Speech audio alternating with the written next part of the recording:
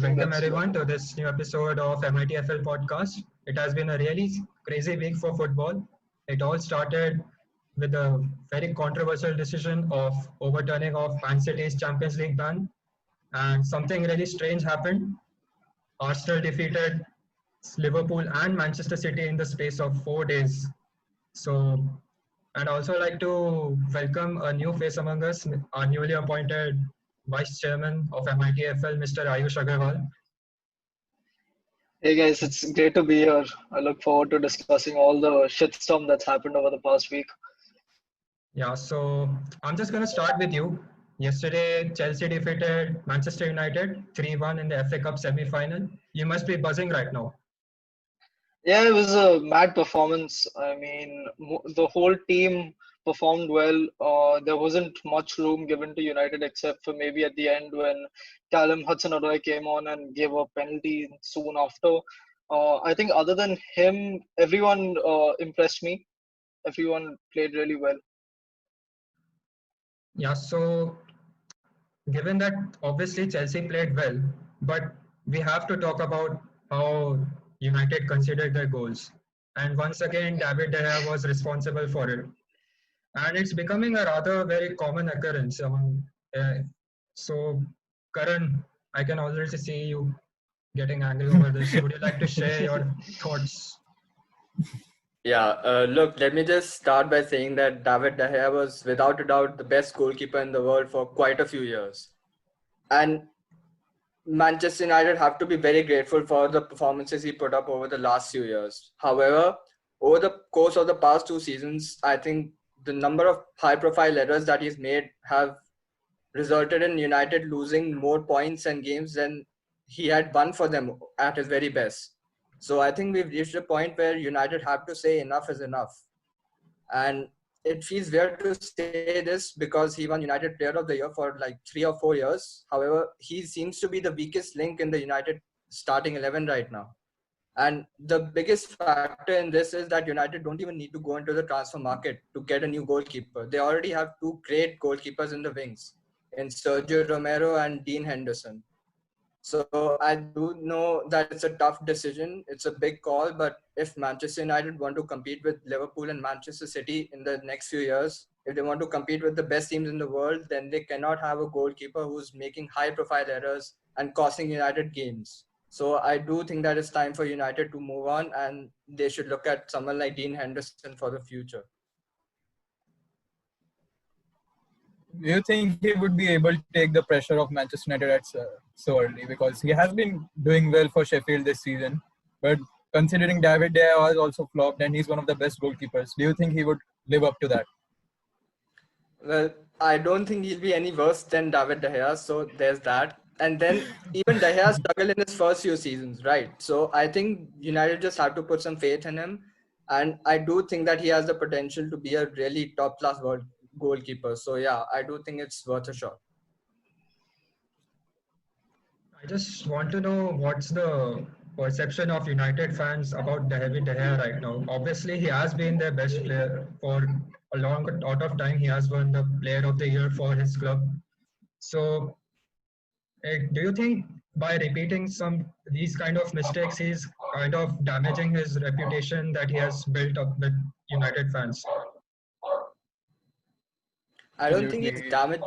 Yeah, I don't think Okay. he's damaging his reputation as such, but I do think that he's obviously not at his best anymore, and a few mistakes are fine, but he's just making these errors every 3 or 4 games, and it's costing United a lot.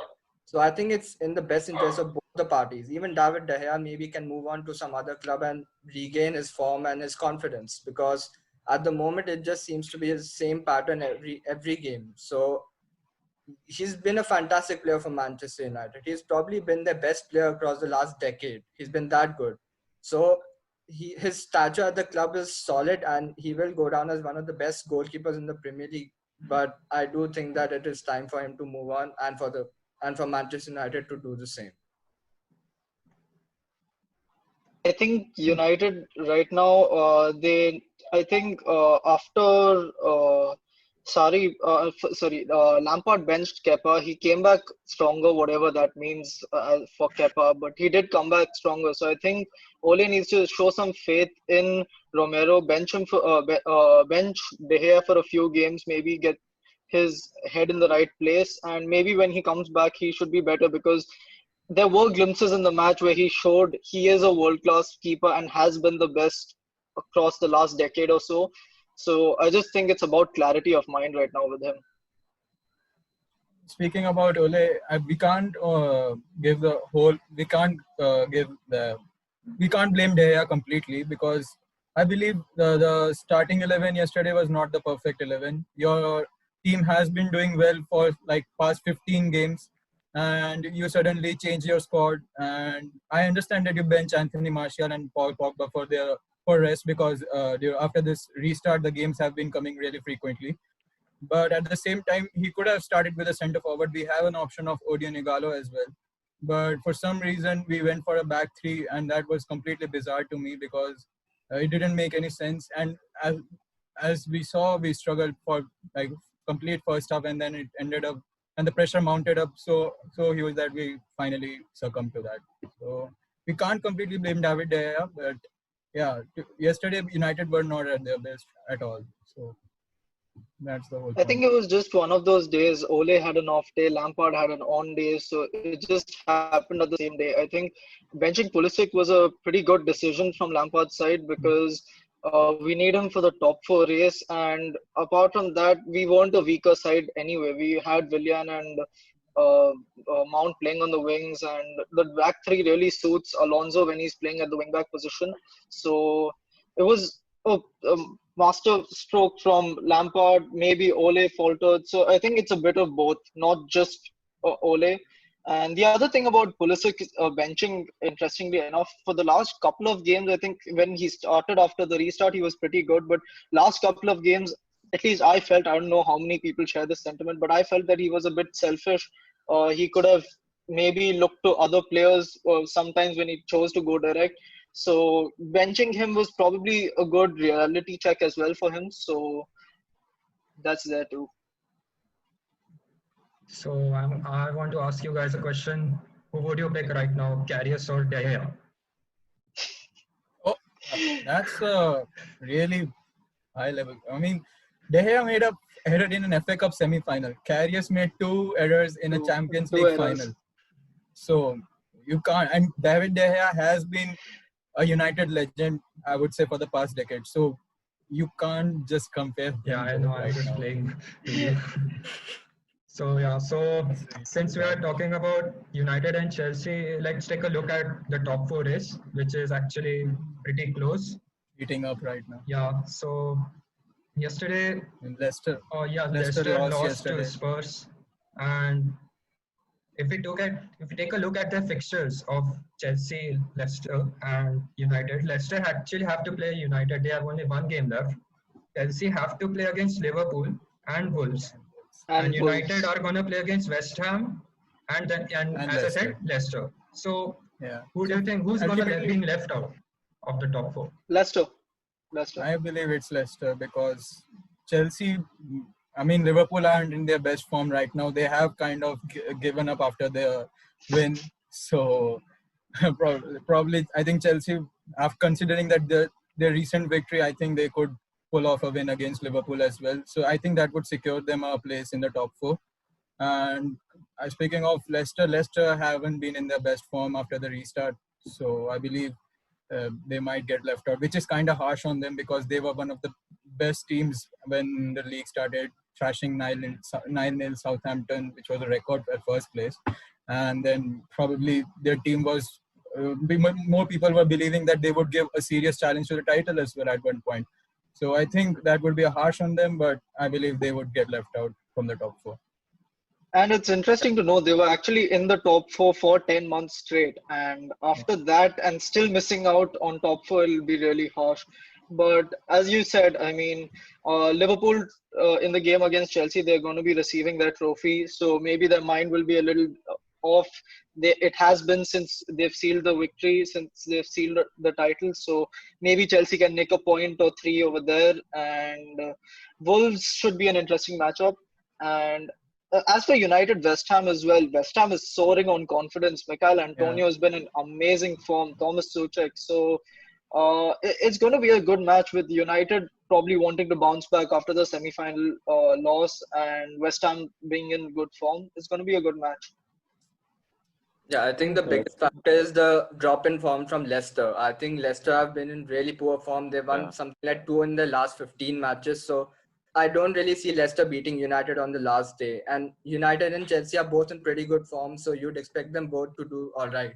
And even though actually Liverpool have their trophy presentation, so they may actually be a little bit more motivated to put in a good performance, considering it's Anfield. That's true.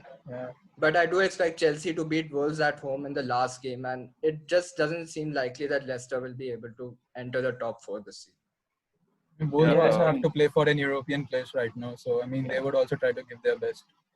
So, but Leicester burnt all the chances of top 4 when they lost to Tottenham, I think yesterday or day before. For the match against United, Leicester don't have Chilwell, they won't have Maddison, they won't have Ricardo Pereira, even Soyuncu's got a red card. It's almost guaranteed that they won't win that match, let's say. So even if Chelsea going to lose the match, which probably won't happen, but even if they do, they will still make it top 4 because I don't think Leicester will beat United, given the squad condition and form right now. Yeah, I think the loss Leicester City suffered to Bournemouth, that was a really, really harsh one. I think Bournemouth is a team which is literally on the brink right now, and Leicester, despite leading 1-0 at halftime, succumbed to a huge 4-1 thumping, which is one of Bournemouth's biggest victories in Premier League history, which could coincide with the season that they get relegated. So I think that was a really, really morale dampener. And you couple that with the fact that Ricardo Pereira had an ACL just before the lockdown had started. I think Maddison got injured 1 or 2 games after the restart. Leicester have lost their 2 most creative players, and I don't think there's anybody in the team who can produce half the creative numbers or chances that Maddison and Pereira alone can. So I think, and the overly reliant factor is, Vardy scoring goals and popping up. I don't think guys like Perez, Tielemans, Pride are actually up to the mark. And I think the Tottenham one was again a very, very harsh reality check. And it's once again Jose Mourinho ending Brendan Rodgers' dreams, just like 2014. It's the same scenario. There it was the title. Here it is the Champions League spot. And Jose is also showing his love for Chelsea and maybe by to some extent United by by effectively ending Leicester's hopes. So I guess this is a pretty unanimous opinion. Everyone is saying Leicester will. I mean, anything could happen at this point, but I am predicting anything can happen. Somehow West Ham can thrash United, and then United went on to lose again. I would cry that day, of course, but it would happen. And if anyone knows how to turn over the odds, it's Leicester City, 5,000 to 1. Let's never forget. So then moving on to the second FA Cup semi-final, Arsenal defeating Man City 2-0. I mean, it's so ironic. Last podcast we were talking about how they are not they're in such a bad patch of form, and now in the space of 4 days they have defeated Liverpool as well as City. So I'm going to ask the same thing again, but the response will be totally opposite. How does this happen? Yeah, of course. I think most of us were expecting a Manchester derby in the FA Cup final, but it's turned out to be a London derby, and Arsenal fully deserved the victory. I think they were superb. They played predictably, they defended, and they counter-attacked, and it's a pretty basic way of playing, but I think they did it really well. David Luiz and Tierney were both fantastic. I think the whole team really was they were fighting for their lives, and they really showed that they wanted it more than Man City. I think that was the deciding factor, because City had their full strength squad and they kept barraging them with attacks, but they just kept repelling everything. And Aubameyang was clinical. He missed a couple of chances, but he took 2 of them, and Arsenal defended like champions, really. They were superb. And overall, the defense has been really good since the lockdown break. And Yeah, Arsenal just seemed to want it more than Man City, and they fully deserve to win. City had a title on the line. I mean, they have been shambolic throughout the season, and you already had players like Sterling, De Bruyne, even Pep. They were stressing the importance of doing well in the winning the FA Cup and doing well in the UCL and winning it. And they fielded a very their strongest team possible at the moment, given Aguero's injury. And I think out of like 14 attempts, they had one on target. It just goes to show after one point they were just taking funds from out of the box, because it's really amazing to think that if guys like De Bruyne or David Silva, you have Sterling and Mahrez on either flanks, and none of them could even find a way past, uh, with all due respect, Mustafi, Maitland-Niles was playing, I think, his first game in forever. Hector Bellerin's not that amazing, and David Luiz Tierney, they were just amazing. And Granit Xhaka put in a shift as a centre mid, and it's just amazing to think, Arsenal actually defended as a unit, and I think the game could have gone on forever, and I don't think City would have still found a way, because their most creative players were on the pitch, their best performers, and they were still not able to find a way or even create a decent chance for that matter. And Arsenal, just did. They targeted Eric Garcia. They knew that he was the weak link, and the second goal was a showed that perfectly. I mean, the hold up play by Pepe, the ball by Tierney, and then Aubameyang just went down the left flank, cut in, and put it through Edison's legs. So I think it's.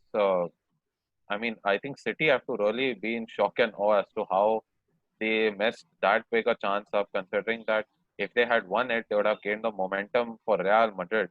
Whereas now they'd probably look back and think that Zidane was high chance that he was actually watching that game. I'm pretty sure if Mustafi, David Luiz could keep them out, he would bet his chances on Varane, Militao, and Casemiro actually completely locking down the City attack. So one other major news came out last week, which upset a lot of football fans around the world. I'm talking about City's cash ruling, which overturned Champions League ban for them for the next 2 years and limit, and even just they gave just a fine, reduced their fine to 10 million euros. And a lot of headlines were there, darkest day of football and whatever. So I can already see some disgruntled faces. So I'm just gonna give it to you guys. What do you think of this ruling? Yeah, it was obviously a big decision, but I don't think it was a surprising one. I think a lot of us expected Man City to somehow find a way to overturn the decision.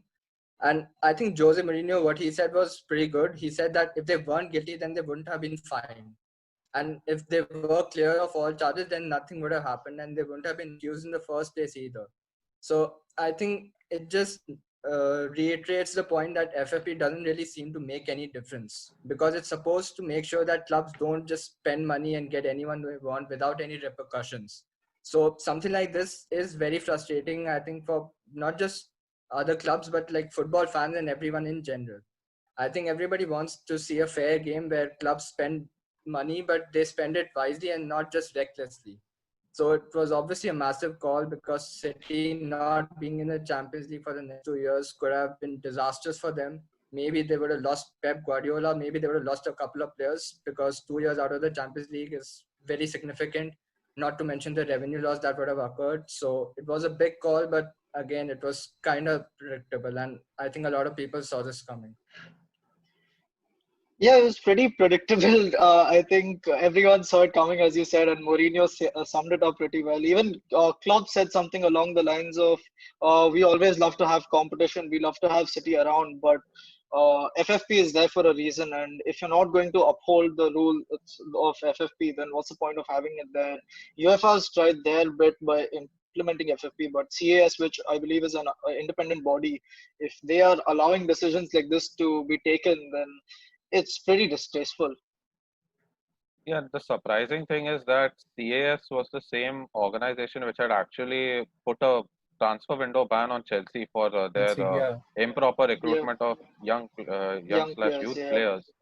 And so not necessarily UEFA, you at least think that that is a sports body which would ensure proper justice. And the fact that they've let off City with just a 10 million fine, which really in footballing terms is a slap on the wrist, Nothing.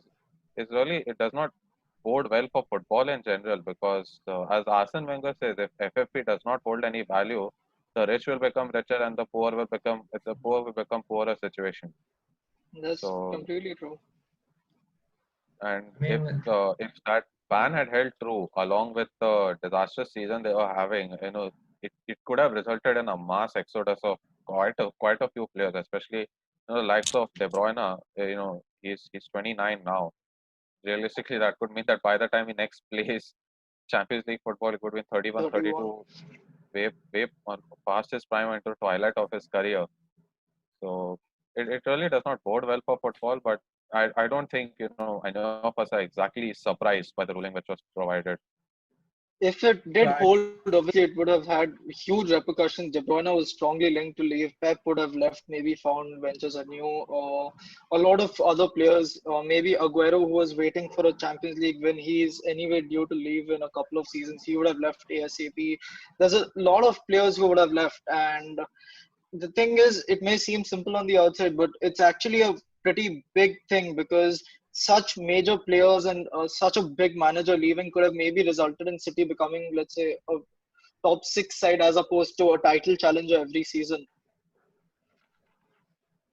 To be I honest, mean, I thought that this ban could prove to be a motivation for them at first place. That's why at the first point I predicted that they would go on to win the Champions League.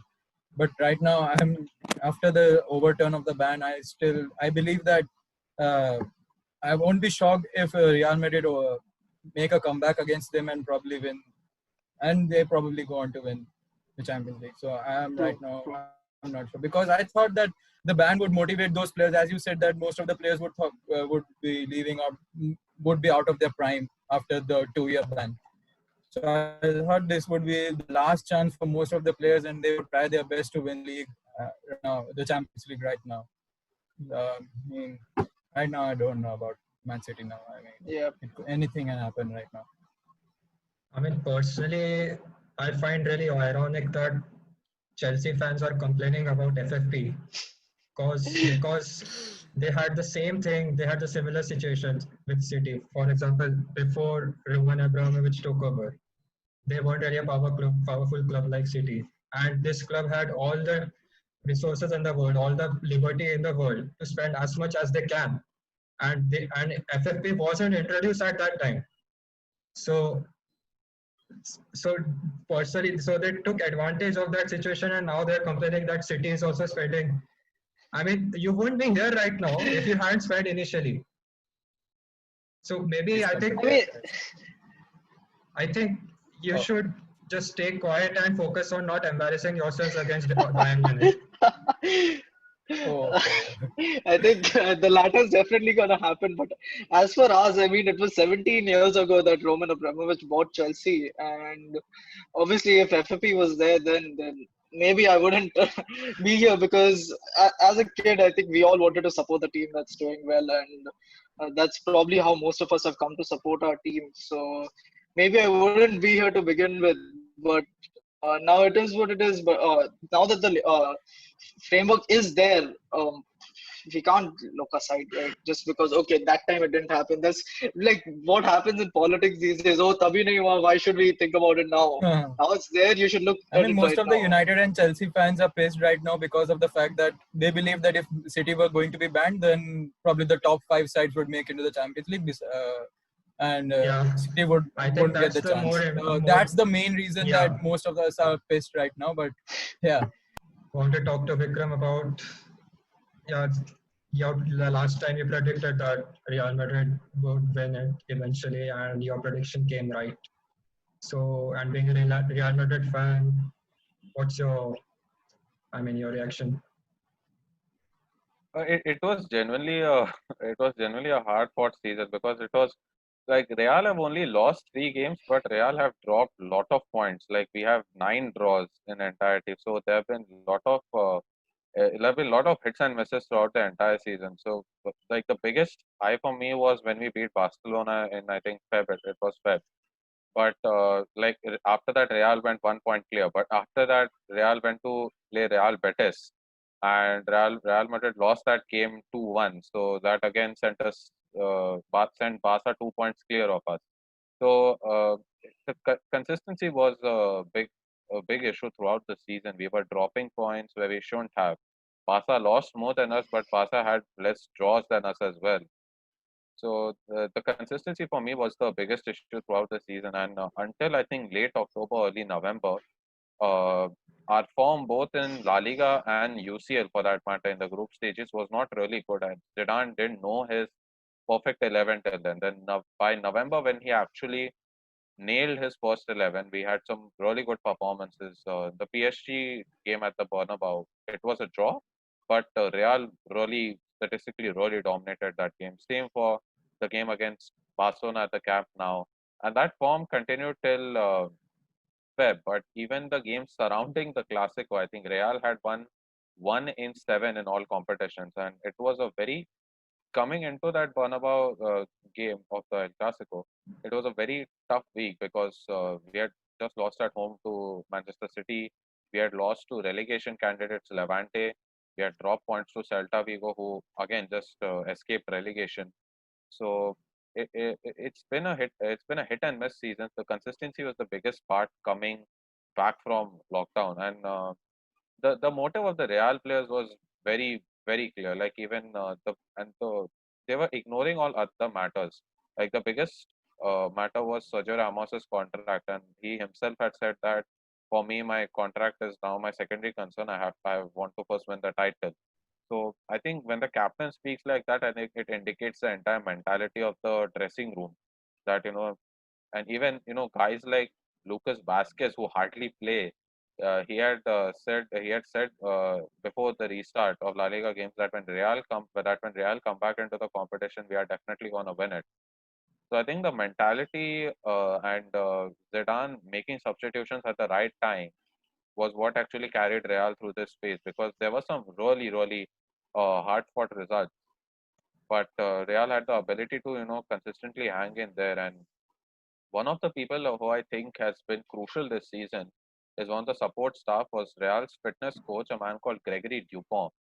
He was also France's World Cup winning fitness coach, and I think this lockdown period has shown that. So his regimen was very strict, and in the starting half of the season, he earned a lot of criticism because I think Real had something like 18 to 19 different injuries to 12, 13 different players, and that is keeping aside the players like Gareth Bale who are perennially injured. So but I think like in this period of time, the only major injury that was sustained was Marcelo, and even that was not because of him being played too much. That was something he sustained off the pitch. So I think the fitness levels really showed up Real Madrid. Like even for Barcelona, lot of the games after 70-75 minutes, you could see that Barca were very lethargic, and it was few amazing Ter Stegen saves really bailing them out. The game which comes most to mind is Real Valladolid. And against Osasuna, the exact opposite happened. Barca switched off for the last 10-15 minutes, and Osasuna went on and won the game with 10 men. So all in all, it was a good season. I'm happy with what I saw post the lockdown. But I think uh, Real still need to recruit really well. I think the new stadium plan has kind of skewed finances, but I think Real need to recruit well for squad depth. But it was a good season. I'll take it. Yes. Thank you, Vikram, for your very in-depth analysis. I think you could have even gone on for 4 more hours, or I don't know, for a whole day talking about Real. So, okay, now let's move on to Q&A session. And we asked our viewers to give their questions, and we're going to discuss some of them. And this first question is actually asked by our previous vice chairman, Mr. Bhavya Das. So thank you. His question is, why Messi should leave Barca, its merits and demerits. So who's going to answer this? Vikram, you can start. La Liga viewer. Yeah, a resident La Liga man. La Liga expert of MITFL. Yeah, why Messi? I mean, in my opinion, I don't think Messi should ever leave. I think the legacy is created at Barca. I don't think, especially with he's 33. I mean, even with his levels of fitness, he has at best one contract left, one big contract left in him, and I think that will really damage his what all he has created at Barca, his entire legacy as a one club man who's done it all for the club on so many occasions. I think gets destroyed. But the problem is I don't see Barca actually looking to replace Lionel Messi's numbers in any way, shape, or form, which is the big problem. I think Real went through that with Ronaldo. Uh, Real lost out on at least a guaranteed 35 goals a season, and it showed in that 18-19 season Real had. It was shocking. But from there, Real knew that we have to invest well, and we have to rebuild. Barca are very diabolical at making transfers, to say the least. Some of the transfers have been absolutely disastrous. But Bartomeu's tenure ends in 2021, which is when the new board comes in. And I think if they go back to the original basics, which are recruit from La Masia, make very few make very few imports per se in terms of transfer, and only import players who are genuinely going to improve the team and the way they play.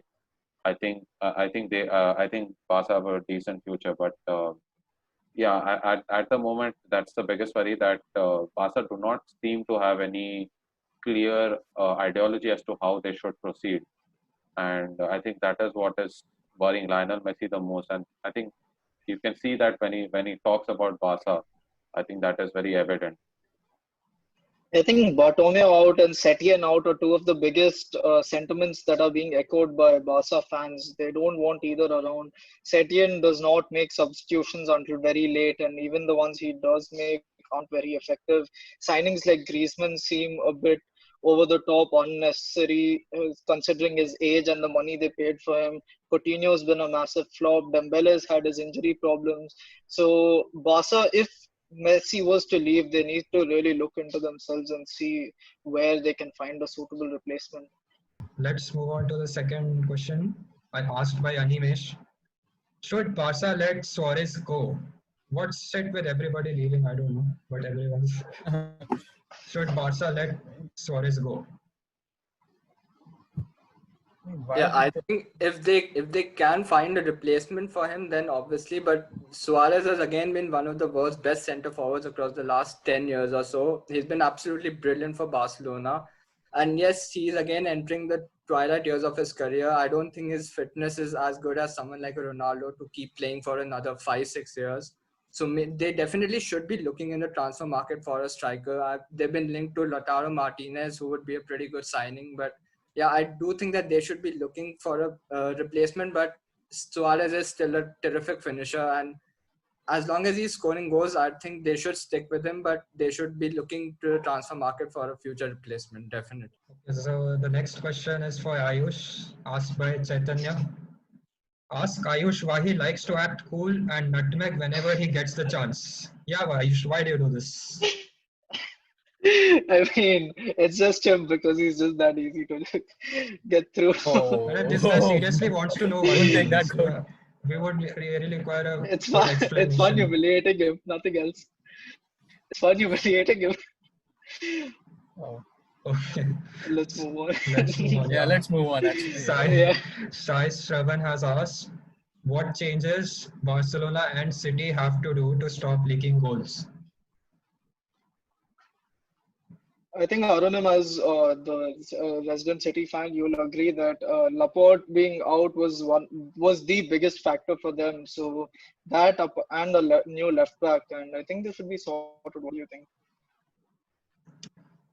I think the thing that really stood out for me this season, I mean, in respect to City, was forget about defense. You never really associate a good defense with Guardiola's teams.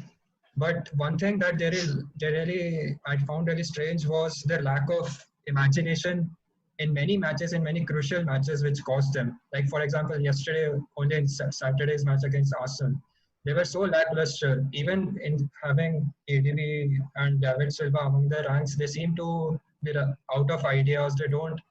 I don't know what's the reason.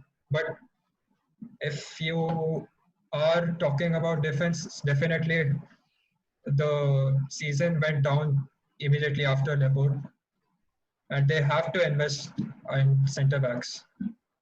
So even I They think are looking after, towards Koulibaly yeah, right now. I think after FFP Yeah, also they Koulibaly will. would be a great signing. Yeah. Yeah, that's what I was saying. After FFP, they'll be more after the FFP decision. They'll be more bullish in the transfer market. Yeah. So Reuben asks, Arsenal's title chances next season, and with the laughing emoji. So it's good that he put an emoji because otherwise I would have thought he was serious. Same.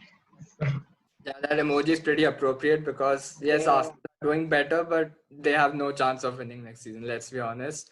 But look, they are doing better. Arteta is doing a good job, and they do need to sign quite a few players, but they do seem to be on the right track. Their defense has become pretty good, even with the players that they have. So that is a really good sign. They need to make sure that they keep hold of players like Aubameyang. I think that is the biggest challenge for them. They need to keep their best attacking assets, even someone like Lacazette. They have a lot of good young players like Martinelli and Saka. So things are looking up for Arsenal, and they should be looking to challenge for a top four next season. But yeah, let's not Title go. is a Let, bit too far. let's not Yeah, forget the they're title right. is a bit too They're far. at 10th I mean, place right now. probably I would say in probably like 2 or 3 years, I would say Arsenal have a chance to give a shot for the title, considering most of the clubs who have like seen a downfall have always taken like few years to come back. Considering like Man United as well, like I mean they are right now at their best form. I mean since the Defense. probably after Jose Mourinho's sacking, and even I think Sir Alex Ferguson sacking, because first of all there hasn't been a striker United has had who has scored 20 plus goals after Robin van Persie, and now we have two strikers like that. So United are definitely looking upwards. I think they have a better shot for title next season than Arsenal. I mean it's the United's chances are also low, but yeah, I would say Arsenal are looking to improve their team and probably make their team title worthy in probably 2 or 3 seasons. Yeah. And the last question is asked by Sushant. He says, "Who will win the Champions League?" I guess just everybody say their prediction with their team. I'm starting with me. I think Bayern are gonna win it. What about you, Vikram? I I had said Juventus, so I have to stick to it. I can't really change my answer at the No, moment. no, it's no problem. I mean, 3 weeks have You can happened. change. I am also Arsenal changing have right won now. against Liverpool and City, so you have the freedom to change your opinion. You know, anything can happen. It's no Yeah, problem. It's I football. have, I have a feeling that Bayern is the team which is most in pole position. Let's be frank. I mean, I would have thought City, but City have had a few bad games. Forget the game against Arsenal. The game against Bournemouth, they were horrific, which they won. I think so. I think Bayern Munich is the team which is in pole position right now. The game was to Southampton as well for City. I mean, I know it was a brilliant shutout by Southampton, but that was another minus probably for City. And I mean, as much as I would love to hope for a comeback against Bayern, I know that's not happening. The left flank is just too powerful. They've got pace that can kill any defense in the world. So right now, let's say Chelsea doesn't come back, I would probably give Bayern the go ahead for winning the Champions League. I think they'll be the ones. I said Manchester City before. Probably I have been saying Manchester City for the last two podcasts. But after the after the overturning of the ban, I might slide towards Real Madrid right now, because consider they that would be again a shock, because considering Real Madrid again winning Champions League, that would be so long to accept the fact. And right now Real Madrid are looking good. After the restart, I think they have been probably the best club in Europe. So I believe Real Madrid could win, and City might face a comeback against them. So yeah, I'm still, because it's 2-1 and we have seen Real Madrid pull off comebacks before in the past, and Real Madrid's mentality is always unquestionable. So I believe Real Madrid can win the Champions League. So, What Yeah, I about? think I think most people think that Bayern are probably the favorites and they have been in great form.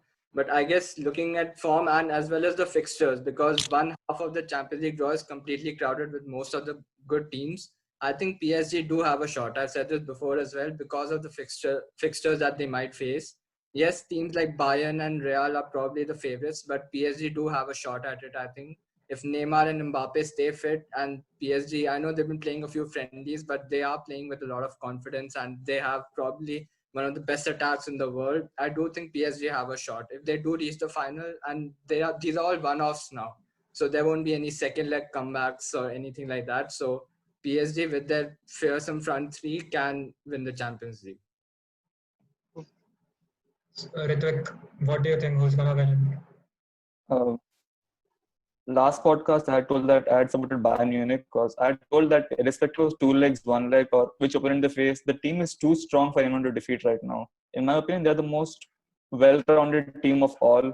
They've got the perfect combination of defense and attack. And even Hansi Flick, just the impact he has had since he has become the manager it's amazing. I think Bayern, since the restart, they have been the best team and they'll probably take it to the Champions League. So I think that's it for Bayern are today. looking the major favorites. Bayern are looking the major, Okay. like most of us have predicted Bayern only. No, I have I this think- feeling that everybody is predicting Bayern, so they are not gonna win it eventually. Yeah, There's a good chance of that happening. Yeah, so Definitely. that's what I'm worried about. But anyways, we are going to talk about Champions League in the next 2 episodes, which we'll have in August. So I think we can wrap up now. And sincere thanks to everybody who has given us their questions. And I apologize if I have pronounced anybody's name wrong. And also, we are having a recruitment for second years. So if you like this podcast and you would like to be involved in something like this, and if you are interested in managing a league, so you can head over to our Instagram page and find out more details about it. And lastly, also, if you like this episode, as always, please like, share, comment. And for some reason, if you don't like IGTV or whatever, you can head over to our YouTube channel. And you can also watch our previous podcast episodes from somewhere, I think here, or I don't know. Just click the I button and just enjoy. And thank you guys. Thank you for watching. Thank you. Bye. Thanks.